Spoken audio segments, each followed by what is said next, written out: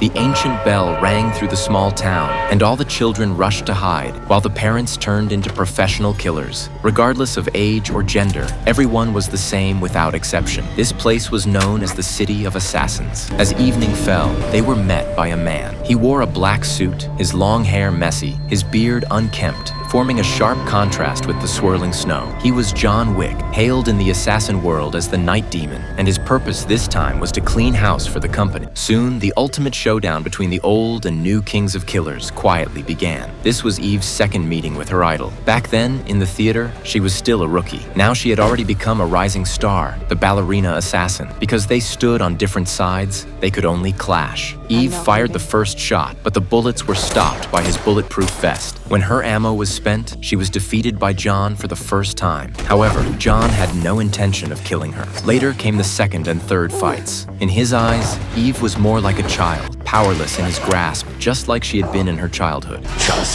He killed my father. More than 10 years ago, Eve was still an innocent, lovely little girl living with her father on a hidden island. But one night, several heavily armed assassins came for them. Yet a fleeting beam of a flashlight was caught by the man, who was also a killer. He quickly grabbed a towel and hid behind the door, then seized the chance to launch an attack. He soon realized there were too many intruders. So, at once, he threw out a barrage of smoke grenades to cloud their vision, and then, relying on his knowledge of the terrain, he eliminated the first wave of killers. Afterward, the man hid the girl behind the bookshelf in a secret room and faced the storm of enemies alone. Though he was highly skilled, he could not withstand their overwhelming numbers. Without a proper weapon, he was inevitably captured in the end.